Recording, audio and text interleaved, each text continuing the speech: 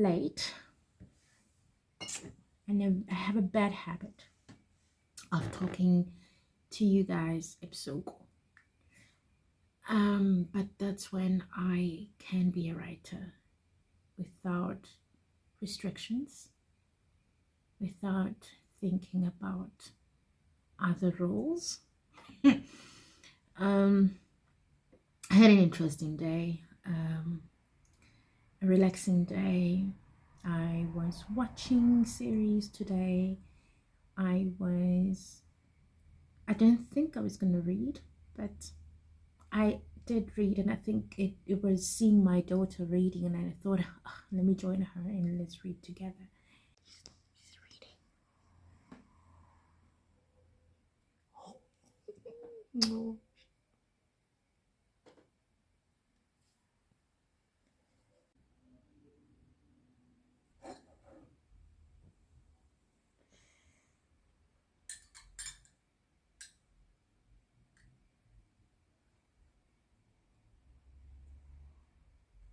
Why do you like tea so much? So I read, which I'm happy about. Good. And I think I'm still loving the idea of, writing ebusuku, because everyone is asleep then, and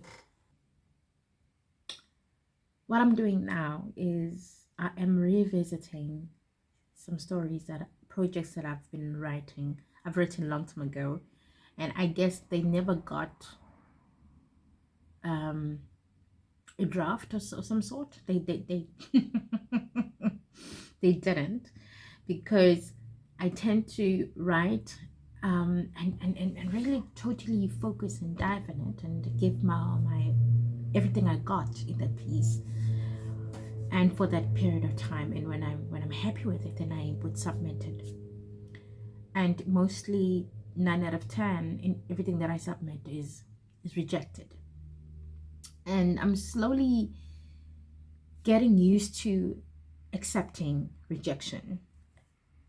Used to is just, yeah, it's difficult, but I'm getting there. I'm much better than a few years ago. I was horrendous. I would shut down. I would think, oh, they're coming for me, and they want to come there, but that's not it. And I feel that now, that it's not about me. It's basically probably the piece does not fit. And I like that feeling of understanding that it's not about me. It's not personal. It's just probably really the piece is not fitting, or it's bad, and that's okay. That's okay, because I'm a kind of writer that I can't grow alone, if that makes sense. I need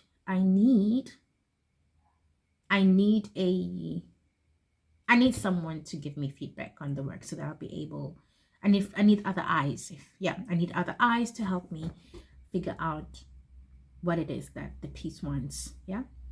So when that is not there, and 9 out of 10 the rejection happens. So now I'm looking at the pieces because there's a submission coming up.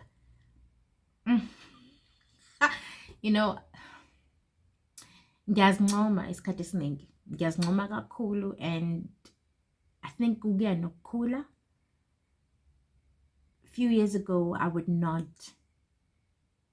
ncoma myself.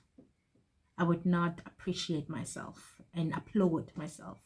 When a sentence I've written is good, I would not tell myself, because I don't know why I was not able to appreciate when something is good, especially when it feels good to me. Only when someone has seen or recognized that, oh yeah, what you've wrote is good, then I would start thinking, oh, maybe. And I think that it's a little bit sad. Yeah, I need someone to tell me that it's good. But now I think I'm growing up somehow, and I am loving how I write. I'm loving the choices I make, no matter how different or not popular my writing is or accepted as the other pieces. It's okay. And I think knowing that has um, has less effect on me now. Yeah. There was a point in my writing career that I felt, ooh, maybe I should conform and write like many writers so that my work would be picked up. But I had a deeper conversation. I think I say I had a deeper, but it was through my students that I'm teaching at the university, that I am learning through them as well, because I see what choices they make, and those choices that they make are the same choices that I am making still, that moment when I'm in a session of learning with them. And I look at what I have done with my writers in my class, and I realize, oh my, this is me. Every writer in my classroom is like it's as if they're carrying a mirror for me to see myself. And it makes learning quite amazing, actually, because I sit there and I become a learner. You know, I sit there.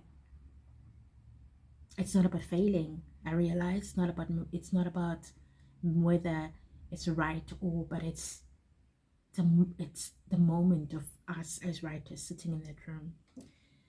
I'm going on and on and on and on and on. I hope you're following. But yeah, I am reading this piece in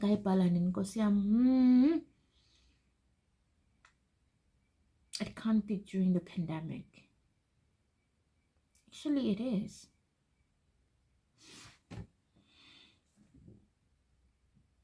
Oops, sorry. I'm burping. Let's see. I get happy when I see my writing. Really, it makes me tando for what I'm doing. It's a good feeling. It's a good feeling to love your own work. It's a good feeling to appreciate your own work. It's a good feeling to like your own work. It's a good feeling.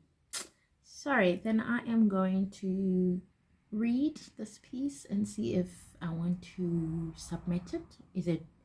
I know why they rejected this piece, and they did tell me, and I was a little bit upset, but I was grateful, because now I'm looking at it. I had time. I've given the piece time to to grow without me shaping it, without me doing things to it.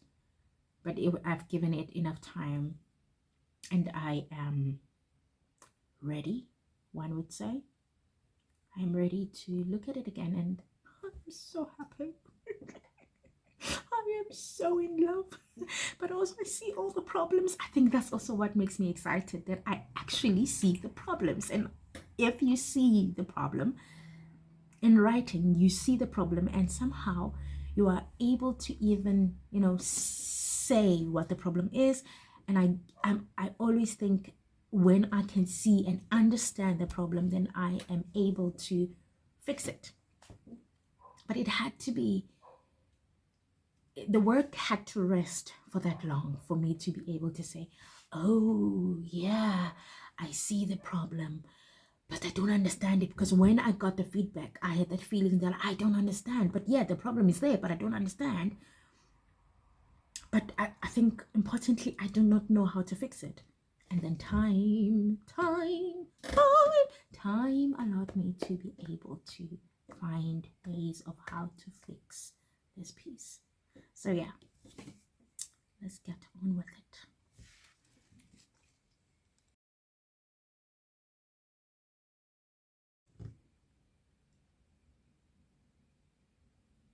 Oh my god. Oh my goodness.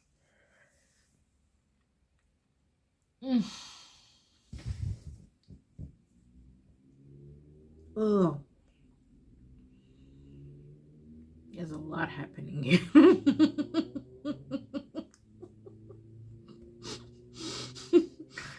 Oh my god. Oh, wow. But it's beautiful as well. It's dark, it's weird, but there's a lot of things happening, and I'm asking myself, what are we saying? I'm thinking, now how am I gonna structure this? I remember the feedback that it was, they said the potential, they used the word potential, and I always find myself thinking, that word, I've had enough of it. But that, remember them saying that, I mean, I think this was the first rejection, that there's a lot of ideas, and I understand what they mean now. Somewhere around here there's a queer story, somewhere here around there is a feminist queer story, somewhere here there's a story about colorism, somewhere here there's a story about a very weird speculative angle of it's actually touching on the undead, the dead, the undead, alive, some sort. It's a lot. And somewhere here is about motherhood. Somewhere here is about also about women who can't carry pregnancy. And I think the problem is I'm all these ideas or concepts are embedded in this piece because naturally these concepts are huge concepts that I can't just brush them in and just, leave it hanging like that. I must know what this piece, where the direction of this piece is actually heading. Oh, Mara, it's lovely as well. So my goodness, if they say stories are only about sentences, then my God, I am not that bad, I guess. But it's not. A story is not only about sentences. It's a package of a lot of things. Everything has to be right, and through drafts I can get that. And right now sitting here, I can't get everything right. I can't say I'm gonna fix the plot and I'm gonna fix the characters, I'm gonna fix the subplots as well, I'm gonna fix the dialogue, and I'm gonna fix what themes I can't have to do it in moments, if that makes sense. Also, some of the words I've chosen do not make sense. There's a lot of grammatical errors, which is a given. Also, what's the word? I would say something from maybe the beginning, and like age-wise, the character, this female character, say something about being in the age of 18, and then in the section she says she's 11 years old. So things like that, you know. And I did submit this piece, and hence it was rejected. It was a rush job. So where do I start? I'm tempted to put it away again because I feel I'm a little bit intimidated by all the problems now, even though I might have a clear understanding of how to fix them. I think there's just a lot of issues with this piece. Maybe it's not the right one to submit, because this one still needs a little bit more time. And also, I do not like the title. I don't like a lot of things in this piece while I was reading. There's a few things I need to change. Not few, but a lot of things I need to change in this piece now. Okay, so this is helping me to make my decision, because I don't know, I have two possible pieces that I wanted to submit, and when I read this one first, I thought, oh my goodness, maybe this is the one, but I won't be able to fix all the issues with the time frame that I have, and I need to be smart about that. So I guess we're not submitting this one, but I have a residency coming up. I can decide.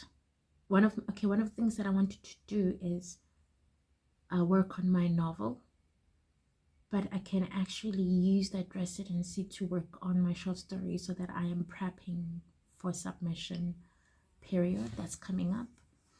Because in South Africa, well, in the continent, around this time, November and December, there's a lot of publication calls that are coming up. I'm burping again, excuse me. So maybe with my residency, I can just focus on a collection of short pieces than working on my novel, because also that it needs its own video. Look, being a pantser is problematic in my life at the moment. I am holding daggers and pointing to myself now, regretting why I did not really learn to plot. Because it's like me pantsering. I am digging a hole and deeper every word, chapter, plot, characters that I put in while pantsering without prior planning. I am just digging a hole. But that's my novel. But I love it. I love it, and sections where I am blown away. Sections where I'm like flipping. What is wrong and what is happening? Sometimes with my novel, and I'm like, who is going to read this? Who are you writing for?